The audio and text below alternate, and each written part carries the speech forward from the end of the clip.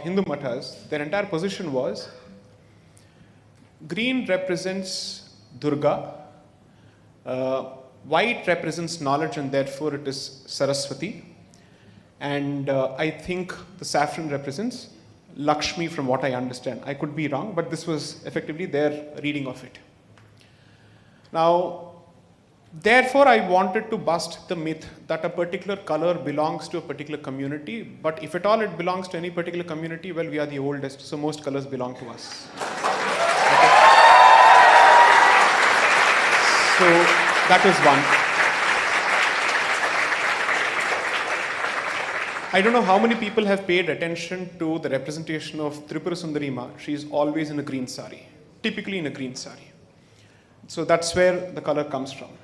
And while I don't mention it expressly in the book, the last 3 or 4 lines of the acknowledgement make it abundantly clear because there's a direct reference to Durga Ma. And secondly, the color green represents fertility, growth, and abundance.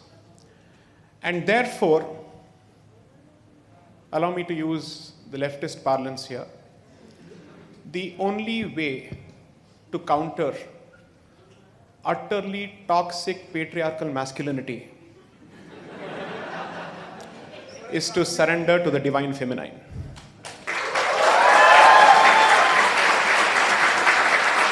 And therefore, you forgot Brahminical. Oh, sorry, Brahminical. But they are not Brahminical, no? So, the entire point was to say that any identity that chooses to assert itself by crushing the divine feminine under its foot fears being defeated by the divine feminine. There is a deep-seated insecurity, which I think needs to be exploited and used to the hilt. No wonder ISIS was running scared of the Peshmerga, primarily ladies, right? So I think that was one exhortation here. Second, I think I've said this on Arihan's channel, Vad, that the boundaries of this sacred civilization and its sacred geography are defined by the extent and the place, let's say the location of our temples. So here I'm basically looking at Kshir Bhavani, Dhakeshwari, Hinglaj Mata, Kanyakumari. That's it. That's the representation. Wonderful. Thank you. And green is a wonderful color. And ISIS color is black, so that's not... so I've been given this wonderful sheaf of questions that audience have asked. So is Apratim there? Apratim? Yes, so one question from there, then I'll come to ma'am, then I'll... Apratim? Yes. Oh, there is, yeah. So you remember the question that you put here, or should I? Okay, so please ask your question, yeah. Oh, should I? Okay, all right. Oh, right. Okay, so I've been asked to ask what you asked, right? In case I make a error, please don't sue me. Nowadays, zamana bada kharab hai. Yes, that's true, yes. And there's a Reverend Justice here as well. So that's not So I'll have the lawyer, I'll have the court audience, and I'll have the judge as well. What more do I need? So Apratim asked, respected sir, the forces responsible for our vivisection haven't yet disappeared. In fact, they have re-armored themselves according to the new constitutional setup with new lexicons and methodology. How do we counter this new enemy? I think that's the nub of the book. That's the sum and substance and the gist of the book. Which is to say, when someone says that two-nation theory's existence came to an end with the creation of Pakistan, then you fail to understand the reason for the use of the word coloniality.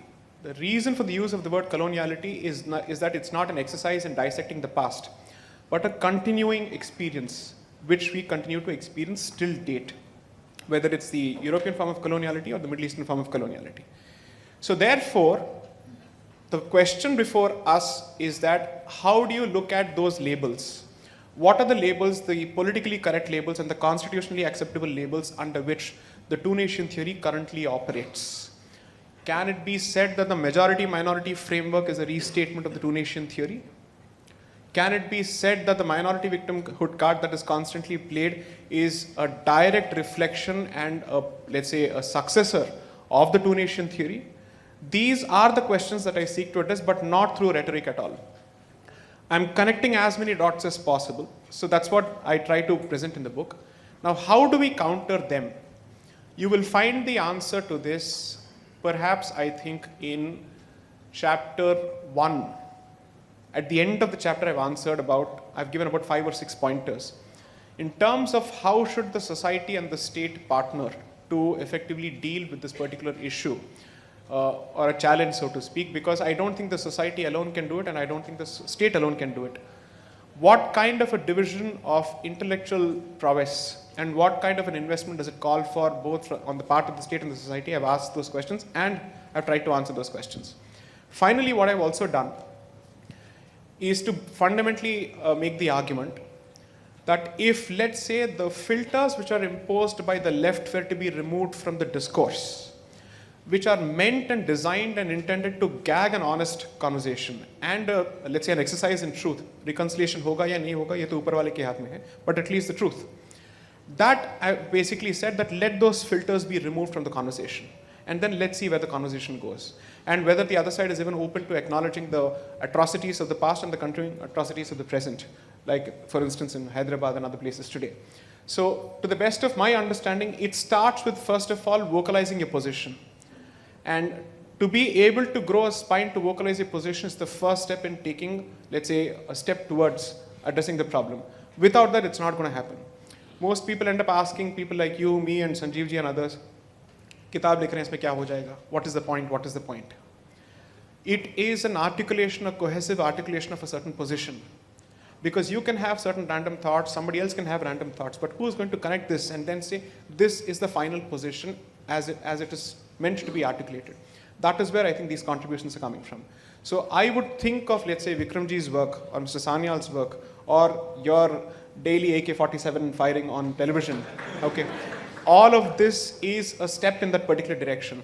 That पहले लोग अपने अंदर बोलने की तो रीढ़ की हड्डी पाएं, उसके बाद जो होगा देखा जाएगा. Once you start vocalizing it, that's the first, let's say, level of pushback or resistance that you offer.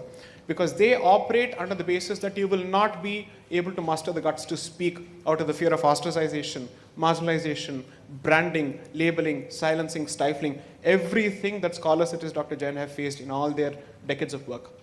The idea is to change that status quo first, and from there we will see what, let's say, solutions emerge. That's basically the position. Yeah, thanks, Sai. Does that answer your question, Apritam? Yes. Okay, thank you. By the way, Sai mentioned Hyderabad today, another sad day because Sir Tan Se Juda slogans have been raised against one BJP MLA. Raja saying he's been arrested and he's been suspended by the BJP. So that was the reference to Hyderabad. And you mentioned chapter 1. Whenever someone mentions chapter, next is verse, kaun sa? To the Zakir Naik.